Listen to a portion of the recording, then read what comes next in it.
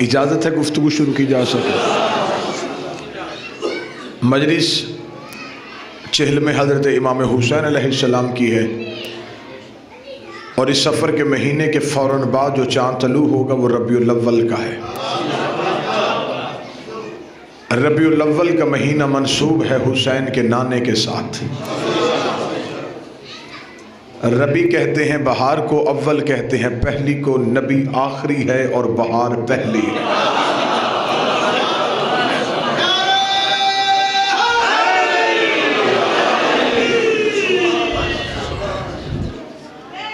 لہٰذا آج کی اس گفتگو میں جتنی دیر آپ کے سامنے حاضری ہے، میں کوشش کروں گا کہ گفتگو ذکر رسالت پہ ہو سکے، بات نبی کی ہو سکے، تاکہ ہم زمانے کو بتائیں کہ جب ہم شیعہ نبی پڑھیں تو کیسے پڑھتے ہیں۔ ربیع الاول کے مہینے میں صرف اور صرف تذکرہ رسالت ہونا چاہیے، بلکہ میں ملک کے ہر ممبر پہ اعلان کر رہا ہوں کہ حکومتیں سر جوڑ کے بیٹھی ہیں کہ کسی طریقے سے فرقہ واریت کا خاتمہ ہو سکے۔ فرقہ واریت کے خاتمے کے لیے میرے پاس ایک فارمولہ ہے، اگر آپ کہیں تو میں گوش گزار کروں۔ ربیع الاول کے مہینے میں حکومت وقت کو چاہیے، حکومت پاکستان کو چاہیے، گورنمنٹ آف پاکستان یہ اصول رائج کر دے کہ چاہے مسجد ہو یا امام بارگاہ، پڑھنے والا ذاکر ہو یا سنی عالم دین مفتی ہو، یہ اصول لاگو کر دیا جائے کہ ربیع الاول کے مہینے میں جو بھی شیعہ امام بارگاہ میں ذکر کرے گا یا سنی مسجد میں بات کرے گا، موضوع رسول ہوگا۔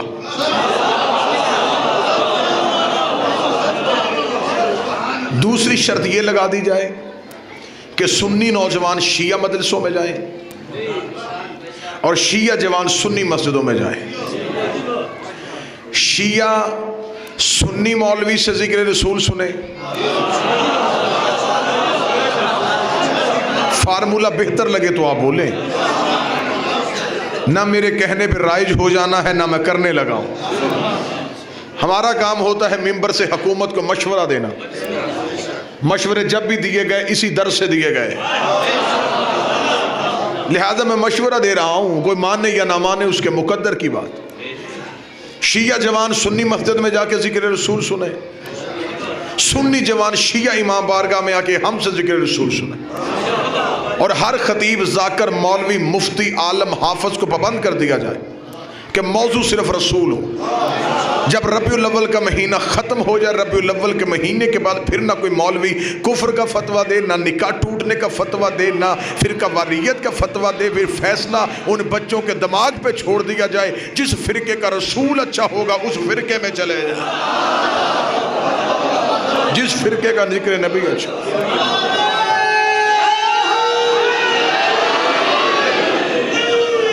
اگر ہمارے ممبر سے ذکر رسول عزت رسول کے مطابق نہ ہو پھر ہم پہ اعتراض کرو، لیکن جتنے میرے اہل سنت بھائی محرم میں بھی آپ مجھ حقیر کو سننے کے لیے آتے رہے، میں آپ سے گزارش کروں گا جب ربیع الاول کا مہینہ آئے تو پھر آپ مولویوں سے پوچھا کریں، آپ پوچھیں گے تو وہ پڑھیں گے، جب تک آپ پوچھیں گے نہیں وہ کتاب اٹھائیں گے نہیں۔ آپ نے پوچھنا چھوڑ دیا، انہوں نے پڑھنا چھوڑ دیا، کہ جو ہم نے کہہ دینا ہے انہوں نے مان لینا ہے۔ اگر وہ نعت پڑھنے کے لیے ربیع الاول میں آئے تو انہیں کہیں کہ نعت کہتے ہیں تعریف کو، اور نعت رسول ہوتی ہے رسول کی تعریف۔ اگر نعت رسول کی پڑھی جائے تو تعریف بھی رسول کی ہو، پھر بات بھی ذکر رسالت پہ ہونی چاہیے۔ خدا جگہ جگہ قرآن میں نبی کی نعتیں پڑھ رہا ہے، میں نے آپ کے سامنے جو قرآن کی آیت پڑھی یہ بھی نبی کی نعت ہے۔ خدا کہتا ہے یا ایھا النبی انا ارسلناک شاہدا ومبشرا ونذیرا، بے شک میں نے تجھے ارسال کیا، تجھے بھیجا، پیدا نہیں کیا، میں نے تجھے ارسال کیا ہے، میں نے تجھے رسول بنا کے بھیجا، میں نے تجھے ارسال کیا شاہدن، گواہ بنا کے۔ اب یہاں پہ مولوی ترجمہ کر کے گزر جاتا ہے، بندے آگے سے پیسے دے کے چپ کر کے بیٹھ کے سبحان اللہ کہہ دیتے، کوئی پوچھنے والا نہیں کہ مولوی صاحب گواہ کس چیز کا بن کے آیا۔ آخر خدا قرآن میں کہتا میرا حبیب یا ایھا النبی، اے نبی، انا بے شک ارسلناک، میں نے تجھے بھیجا، شاہد بنا کے، گواہ بنا کے۔ گواہ کس چیز کا؟ اپنی توحید کا۔ اور گواہ کی تعریف، شاہد کی تعریف ہر مسلک کے عالم دین سے جا کے پوچھ لینا۔ گواہ کی تعریف کیا ہے؟ الشاہد حاضر علی کل شیء، گواہ وہ ہوتا ہے جس نے آنکھوں سے دیکھا ہو، گواہ وہ ہوتا ہے جس نے آنکھوں سے دیکھا ہو۔ بندے چپ کر گئے، میں تو ذکر نبی کی ابتدا پڑھنے لگا تھا، میں نے ابھی پہلے جملے پڑھ کے دیکھنا ہے کہ آپ نے کتنا پڑھنا ہے اور آپ نے کتنا سننا ہے۔ خدا قرآن میں کہتا میں نے تجھے گواہ بنا کے بھیجا ہے، تو نے زمانے میں جا کے گواہی دینی کہ میں دیکھ کے آیا ہوں اللہ ہے، میں دیکھ کے آیا ہوں اللہ ہے، میں نے دیکھا ہے وہ اللہ ہے، تو نے میری توحید کی گواہی دینی ہے۔ اب نبی نے آ کے زمانے میں بتا دیا کہ اللہ ہے۔ خدا نے کہا تو میری وحدانیت کا گواہ بن گیا، تو میری توحید کا گواہ بن گیا۔ مرضی اپنی کرنی ہے، لیکن نبی کا جانشین بھی وہ ہونا چاہیے جو یہ کہے کن تو ولیاً، میں گواہی دیتا ہوں میں نے نبی بنتے دیکھا، کن تو ولیاً۔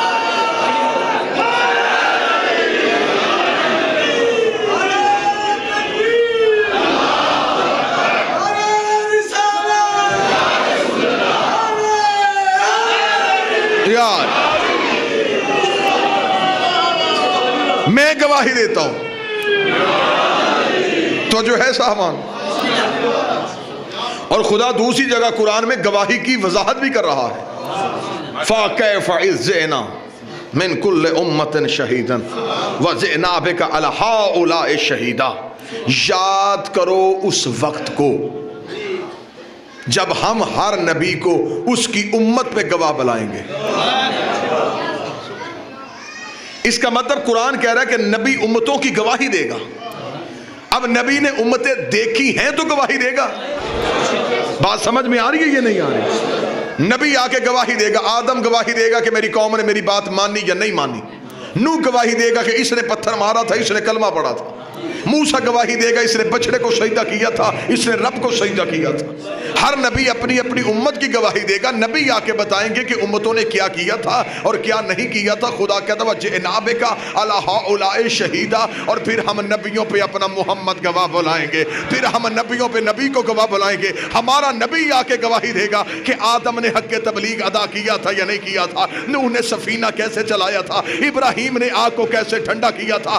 نبی کا گواہی دینا اس بات کی دلیل ہے آدم توبہ مانگ رہا تھا، محمد توبہ دے رہا۔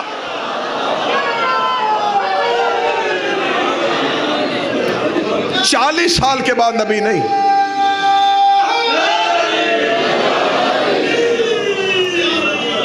نبی امتوں پہ گواہ، ہمارا نبی بولو نبیوں پہ گواہ۔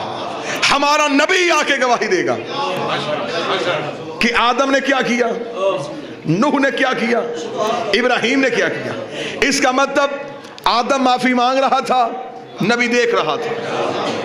نوح کشتی چلا رہا تھا، ہمارا نبی دیکھ رہا تھا۔ موسیٰ طور پہ بول رہا تھا، ہمارا نبی دیکھ رہا تھا۔ ابراہیم آگ کو ٹھنڈا کر رہا تھا، ہمارا نبی دیکھ رہا تھا۔ اس کا مطلب کہ نبی جو کر رہے تھے ہمارا نبی دیکھ رہا تھا۔ اس کا مطلب یہ آیا آخر میں ہے، تھا پہلے۔ اس کو بھیجنے کے لیے تو اللہ نے ساری تیاری کروائی ہے۔ جب کسی جگہ پہ یہاں پر اگر جان محمد والا میں وزیر اعلیٰ پنجاب نے آنا ہو تو پہلے ڈی سی او آئے گا، وہ انتظامات کی چیکنگ کرے گا کہ کل کو وزیر اعلیٰ نے آنا ہے۔ پہلے چھوٹے آتے ہیں پھر بڑا آتا ہے۔ اجازت میں پڑھوں ذکر؟ ہم نے تجھے گواہ بنا کے بھیجا، تو دے گا نبیوں کی گواہی۔ اب نبی ہو گئے امتوں پہ گواہ، ہمارا نبی ہو گیا نبیوں پہ گواہ۔ اتنے ہی چپ کر کے اگر آپ سنیں تو پھر میں آپ کو یہ بھی بتاؤں کہ نبی پہ کون گواہ ہے۔ بھائی جان نبیوں نے دی امتوں کی گواہی، ہمارے نبی نے دی نبیوں کی گواہی۔ اب یہ نبی اس کی گواہی کون دے؟ کیونکہ یہ کہہ رہا اولو ما خلق اللہ نوری، سب سے پہلے میں تھا. اب اگر اس پہ کوئی گواہ نہ آئے پھر نصاب شہادت پورا نہیں, پھر گواہی مکمل. لیکن خدا نے کہا میرا حبیب پریشان نہ ہو, نبی امتوں پہ گواہ آئیں گے, تو نبیوں پہ گواہ آئے گا. پھر جب تو میدان قیامت میں کھڑا ہوگا, کل کفا باللہ شہیدا بینی و بینکم ومن عندہ علم الکتاب, پھر تیری گواہی کے لیے ایک میں اللہ آؤں گا, ایک وہ آئے گا جس کے پاس کتاب کا علم ہے. ومن عندہ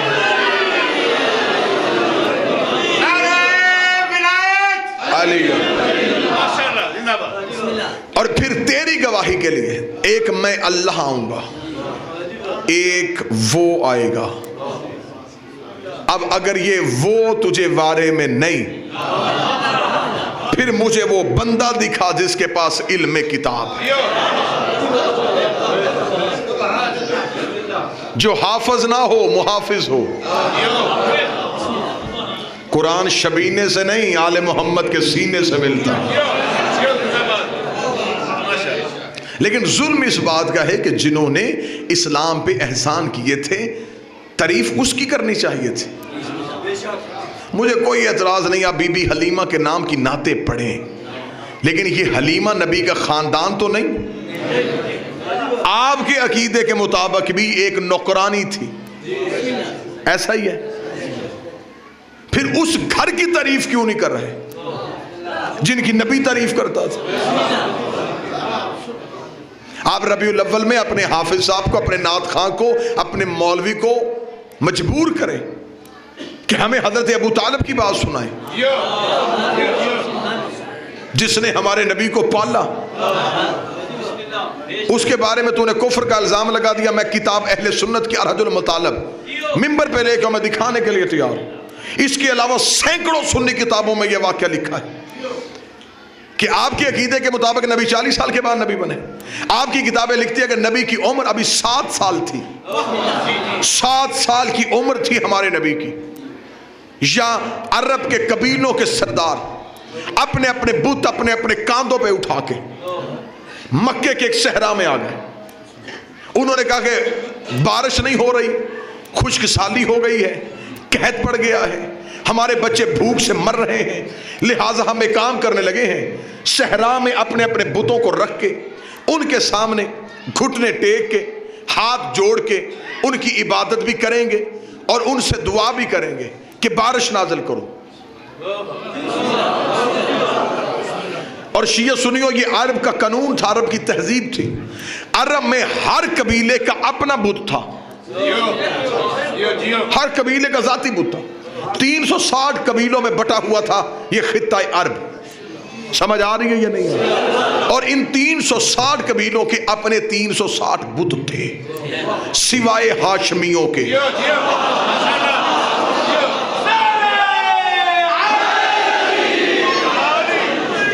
مجھے نہیں پتا کہ کس نے کب کلمہ پڑھا اور کون کیسے مسلمان ہو, لیکن تاریخ میں بڑے بڑے بندوں کے بت لکھے ہیں, کس کس نے کون کون سا بت بنایا ہوا. اور یہ بھی عرب کا قانون تھا کہ اگر قبیلہ امیر تو بت بھی امیر,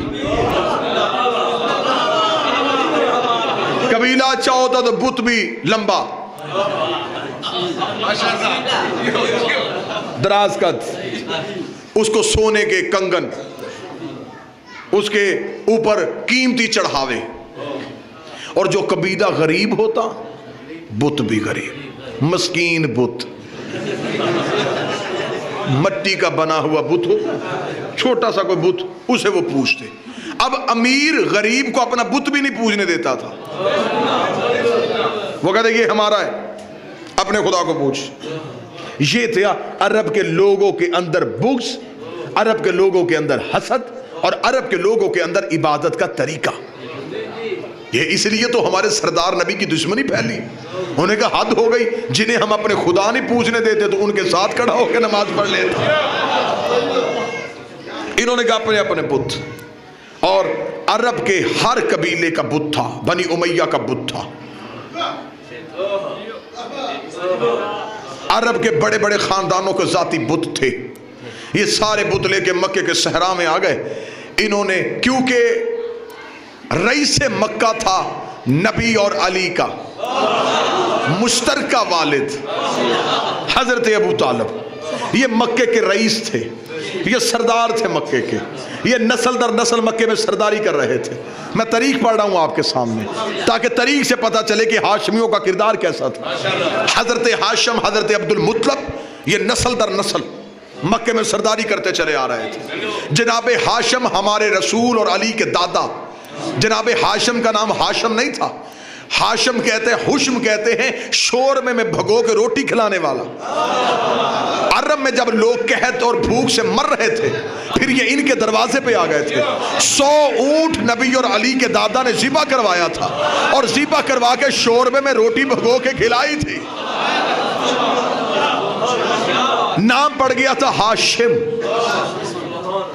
شوربے میں بھگو کے روٹی کھلانے والا۔ پورے عرب کا خاندان، رسول کی خاندان کی تاریخ پڑھو تو گھنٹوں چاہیے حضرت ہاشم پڑھنے کے لیے، حضرت عبد المطلب پڑھنے کے لیے، کیونکہ مکے کے رئیس تھے حضرت ابو طالب۔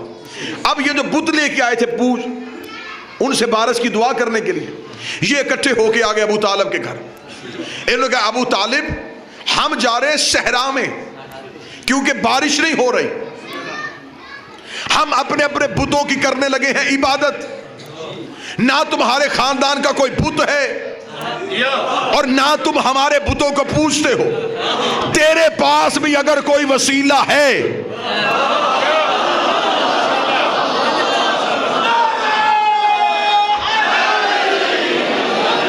اگر تیرے پاس بھی کوئی وسیلہ ہے، کیونکہ تو بھی مکے میں رہتا ہے، جیسی ضرورت ہمیں بارش کی ہے ویسی تمہیں ہے، جیسے قحط ہمارے گھروں میں ہے ویسے ہی تمہارے مکے میں بھی ہے، لہٰذا تو رئیس مکہ ہے، تو مکے کا سردار ہے، تو مکے کا چودھری ہے، تو مکے کا نمبردار ہے، تو مکے کا رئیس ہے، تیرا حق بنتا ہے کہ تو بھی کوئی وسیلہ لے کے آ۔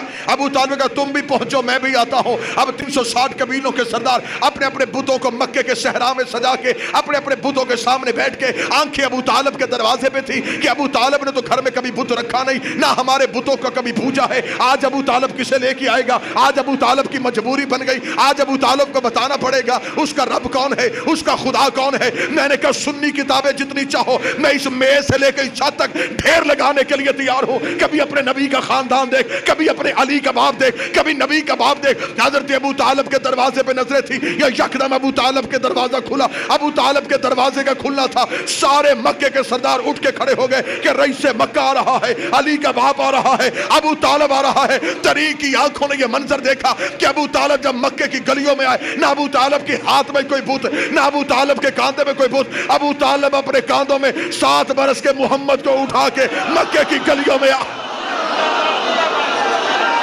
مکے کی گلیوں میں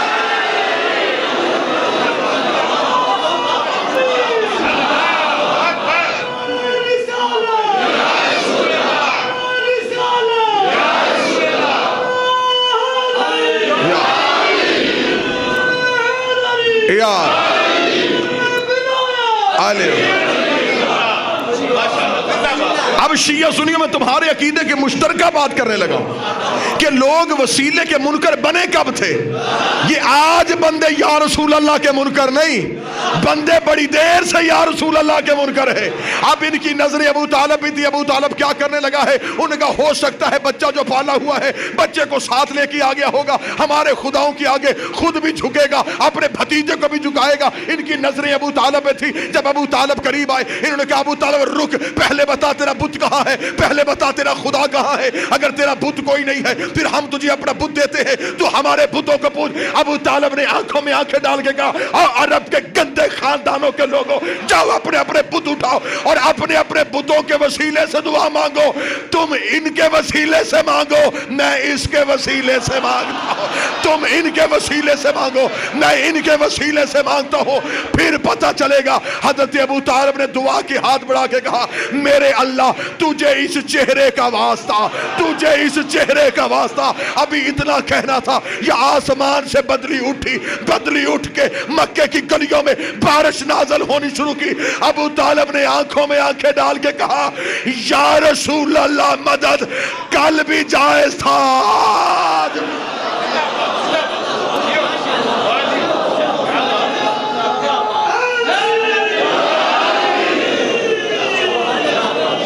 बस नतीजा सुनना।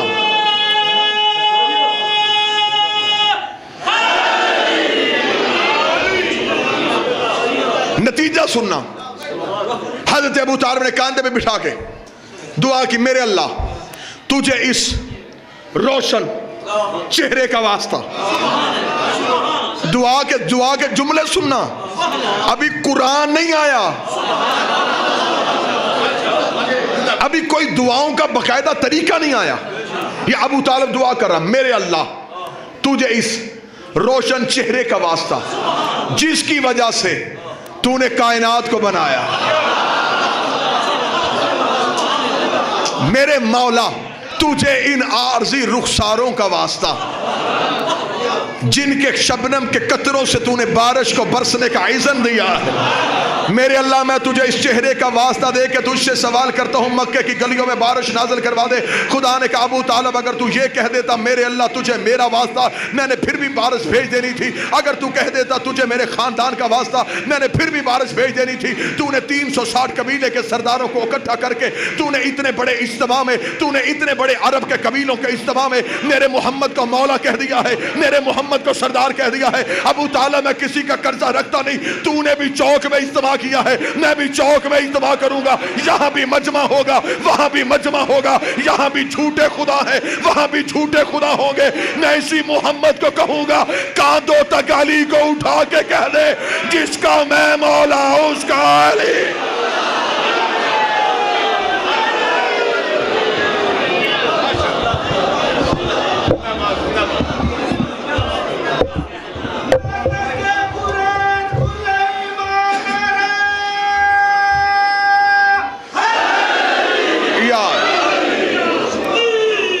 जिसका मैं मौला उसका अली।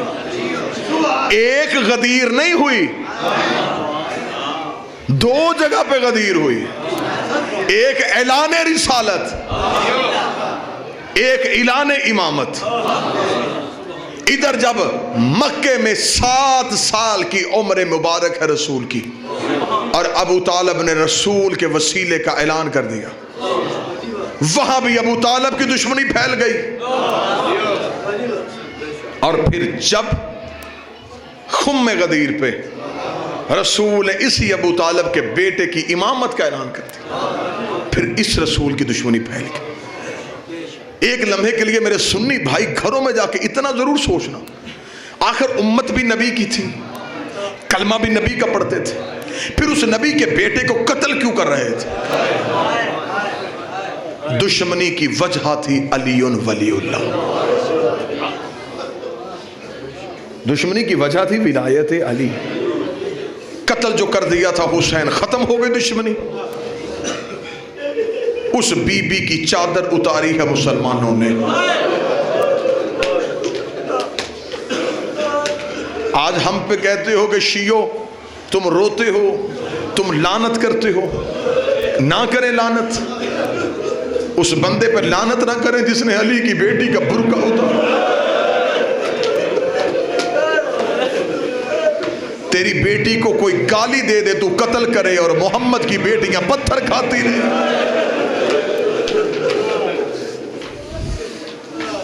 इज्जतों पे समझौते नहीं होते, नामूस पे समझौते नहीं। आ गया है गरीब का चेहलम।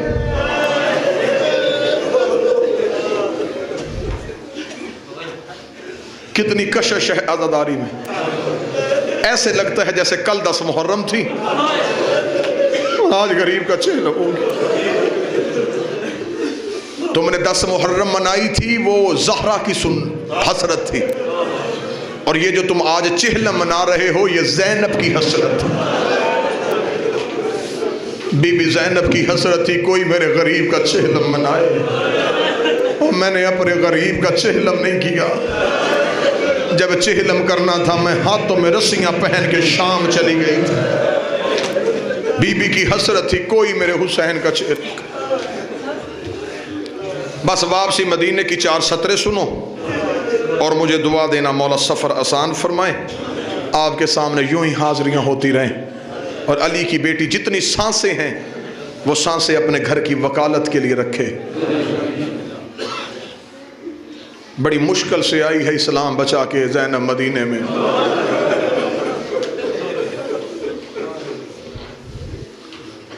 رک گئی مدینے کے باہر آ کے. سجاد جی اماں بشیر سے کہ مدینے کی گلیوں میں اعلان کروائے کہ مدینے کے سید اجڑ کے واپس آ گئے. بشیر مہاری گیا مدینے کے مرکزی چوک میں.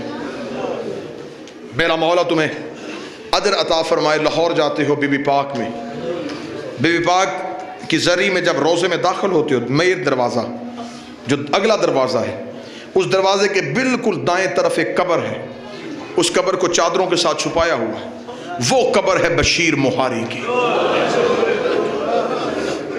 کوشش کرو جب بھی لاہور جاؤ مرکزی دروازے پہ جا کے دائیں ہاتھ بشیر مہاری کی قبر ہے.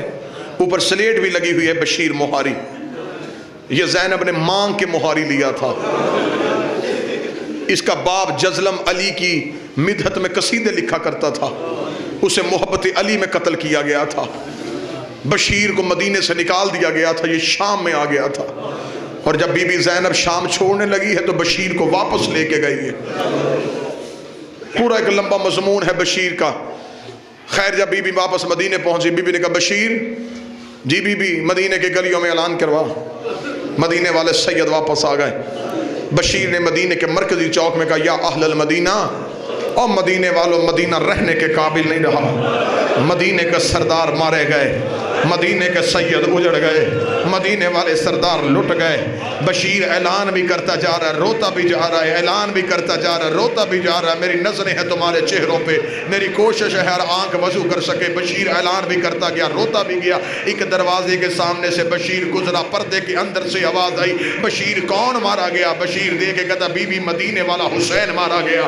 رو کے کہتی کون حسین؟ کس حسین کی بات کر رہا ہے؟ رو کے کہتا علی کا بیٹا حسین, زہرا کا لال حسین, زینب کا بھائی حسین, سجاد کا بابا حسین. بشیر تعارف کرواتا گیا. بی بی نے گھر کا پردہ اٹھایا, سر سے لے کے پاؤں تک اس بی بی کا برقع تھا. اس بی بی کے ہاتھ میں عصا تھا, اس کی جھکی ہوئی کمر تھی. اس ضعیفہ بی بی نے آ کے بشیر کے گھوڑے کی لجام میں ہاتھ ڈالا. ہاتھ ڈال کے دی حیا کر, میرے دروازے کے آگے نہ کہہ کہ میرا حسین مارا گیا. بشیر دے کہتا بی بی تو جو میرا حسین کہہ رہی ہے تو کون ہے؟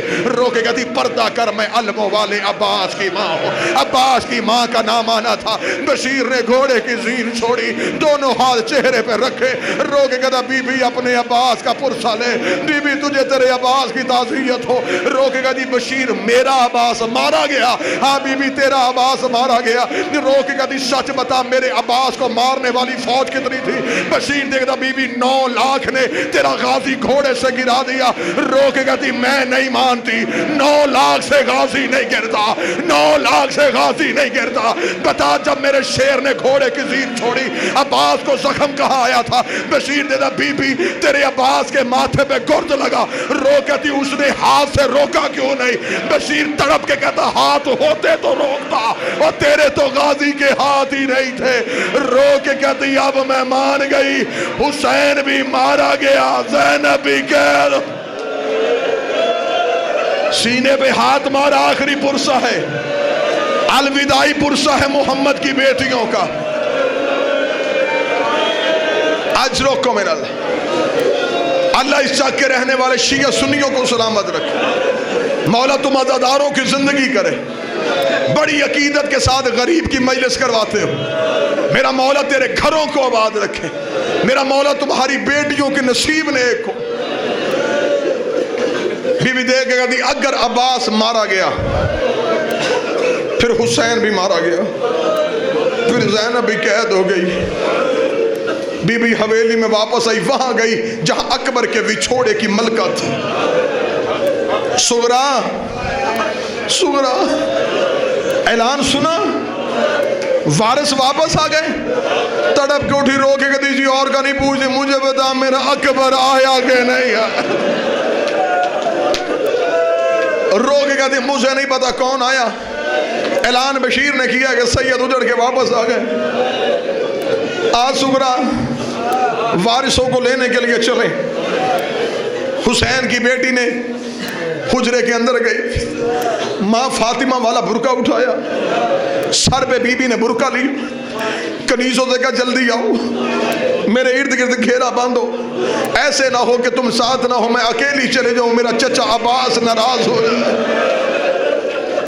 کنیزوں نے ارد گرد حلقہ باندھا، سغرا وارثوں کو لینے کے لیے مدینہ محلہ بنی ہاشم سے نکلی، ادھر سے میرے مولا سید سجاد قافلے کو چھوڑ کے اس رستے پہ آ کے بیٹھ گئے جو رستہ مدینے سے باہر آتا تھا۔ مولا سجاد کے ساتھ آ کے 5واں امام بیٹھ گیا۔ اب مولا سجاد کی جو حالت کتاب میں لکھی ہے میں معافی مانگ کے پڑھنے لگا ہوں۔ سفید بال، آنکھوں میں لہو، سفید داڑھی، چہرے پہ تازیانوں کے نشان، سر پہ سفروں کی ریت، شام کے بازاروں کا تھکا ہوا سید، سجاد کے ہاتھوں سے خون، پاؤں سے خون، زخمی سید بیٹھا رستے میں۔ مولا سجاد نے مڑ کے مدینے کی طرف دیکھا، ایک بی بی کو ایسے آتے دیکھا کہ اس بی بی کے ارد گرد کنیزوں کا شور ہے۔ مولا سجاد نے کہا باقر کون آ رہا ہے؟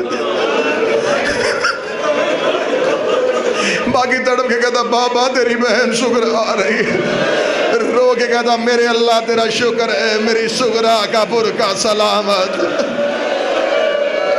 حوصلہ، تھوڑی دور آئی تھی ابھی علی کی بیٹی، حسین کی بیٹی، یا کنیز نے کہا بی بی رک، وہ رستے میں کوئی مسافر بیٹھا ہے، مجھے اس مسافر کو اٹھانے دے۔ کنیز آئی جہاں پہ زخمی سجاد بیٹھے تھے، آکے مولا سجاد کا کاندھا ہلایا۔ مسافر، پردیسی، ایھا الغریب الوطن، رستہ چھوڑ، ہمارے آقا کی بیٹی آ رہی۔ مولا سجاد تڑپ گئے، رو کے کہا میں پردے سے بڑا واقف ہوں، میرا نقصان ہی پردے کا ہوا۔ اسے کا رستہ چھوڑ۔ مولا سجاد نے جو جملہ کہا پوری رات تیرے رونے کے لیے جملہ ہے۔ مولا سجاد نے کہا مدت کے بعد اپنی مرضی سے بیٹھا ہوں، اللہ جانے کون شیعہ تھا جو برداشت کر گیا۔ سجاد نے کہا مدت کے بعد میں اپنی مرضی سے بیٹھا ہوں، مجھے میرے پیروں کے زخم اٹھنے نہیں دیتے۔ اپنے بی بی سے کہے میں ہاتھوں کا پردہ بناتا ہوں، آنکھیں بند کرتا ہوں، وہ پیچھے سے گزر جائے۔ کنیز چند قدم پیچھے ہٹ کے کہتی میں تجھے کبھی نہ اٹھاتی، میری مجبوری ہے، وہ عباس کی بھتیجی ہے۔ عباس کا نام آنا تھا۔ سجاد نے دونوں ہاتھ زمین پہ رکھے، رو کے کہا باقر مجھے اٹھا، میرے چچا کا نام آ گیا ہے، پھر بتا کس کی بھتیجی؟ اس نے کہا عباس کی بھتیجی۔ بی بی سغرا نے کنیز سے کہا اسے واپس بلا، اس کنیز کو کہا اسے بیٹھا رہنے دے، اس کا لہجہ میرے سجاد سے ملتا ہے، یہ بولتا ہے مجھے میرا سجاد یاد آتا ہے، اسے نہ اٹھا، اس کی آواز میرے سجاد سے ملتی ہے۔ اب اللہ جانے کون بندہ جو سینے پہ ہاتھ مارے گا۔ ادھر سے بی بی سغرا جناب سجاد کے پیچھے سے گزری، 7ویں قدم پہ گئی تھی، یا باقر تڑپ کے اٹھا، جا کے پھپھی کے برقعے پہ ہاتھ ڈالا۔ بی بی نے رو کے کہا بیٹا کسی چیز کی ضرورت ہے میرے گھر چلے آنا۔ باقر تڑپ کے کہتا مانگنے نہیں آیا، میں تیرا باقر ہوں۔ رو کے کہتی اگر تو باقر ہے بتا سجاد کہاں ہے؟ فرمایا جس سے پردہ کر کے آ گئی وہ تیرا سجاد ہے۔ بی بی سغرا تڑپ کے پیچھے آئی، سجاد کے گلے میں باہیں ڈالی، رو کے کہتی نہیں پوچھتی اکبر کہاں گیا، نہیں پوچھتی حسین کہاں گیا، مجھے اتنا بتا تجھے جوان بھیجا تھا، تیری کمر کیوں جھک گئی، تیرے سر کے بال سفید کیوں ہو گئے؟ سجاد کی آواز آئی سغرا مجھے شام کی گلیاں کھا گئی، مجھے دربار کی پیچیاں کھا گئی، مجھے شرابیوں کے مجمع کھا گئے۔ سغرا نہ اکبر آیا، نہ حسین آیا، نہ سکینہ آئی، نہ اصغر آیا، ماتم حسین۔